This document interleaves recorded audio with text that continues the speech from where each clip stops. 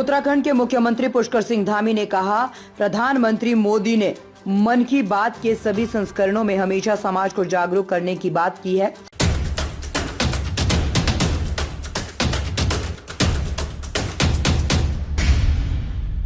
पर्यावरण को बचाने की बात की है। आज उन्होंने एक पेड़ लगाने का जो आह्वान किया है, निश्चित रूप से हमें उससे बहुत प्रोत्साहन और प्रेरणा मिलेगी। हरेला पर्व पर हम व्यवस्थित होकर पूरे प्रदेश में वृक्षारोपण करेंगे, इसके लिए अभियान चलाएंगे। उन्होंने हम सबके सामने रखा और उनके सारे संस्करण 1 से लेकर 111 तक सारे संस्करणों में हमेशा उन्होंने समाज को जागरूक करने की बात की है, पर्यावरण को बचाने की बात की है, दूरस्थ क्षेत्रों में पर्यावरण संरक्षण की बात की है, महिलाओं की उत्थान की बात की है, नौजवान युवाओं को आगे लाने का काम किया है। ऐसे कर्मयोगी जो वर्षों से अनुसंधान कर रहे थे, साधना कर रहे थे, जिनको कोई देखने वाला नहीं था, उन सबको पूरी दुनिया के सामने लाने का काम किया है। और आज उन्होंने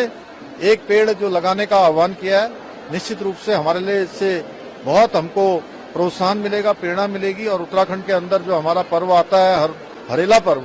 उस हरेला पर्व पर हम पहले से भी योजना बना रहे हैं और आदरणीय प्रधानमंत्री जी के आज के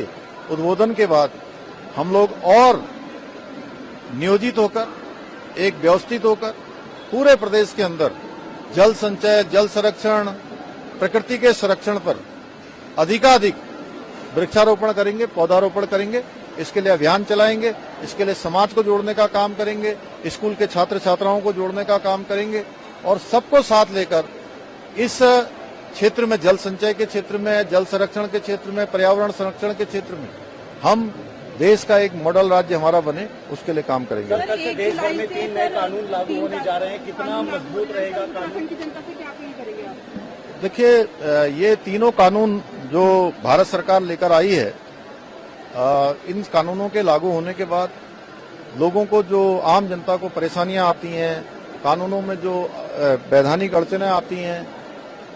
कई प्रकार की जो कठिनाई आती है, उन सभी से उनसे निजात मिलेगा और सारी चीजों का सरलीकरण होगा, लोगों की समस्याओं का आसानी से समाधान होगा, लोगों को न्याय मिल पाएगा और विधि व्यवस्था और प्रगाढ़ होगी। दिल्ली दौरे से सर आप लौटे हैं, तो कई केंद्रीय मंत्रियों से भी आदान लगा, प्रधानमंत्री से भी मुलाकात हुई है। देखिए, आदरणीय प्रधानमंत्री जी का और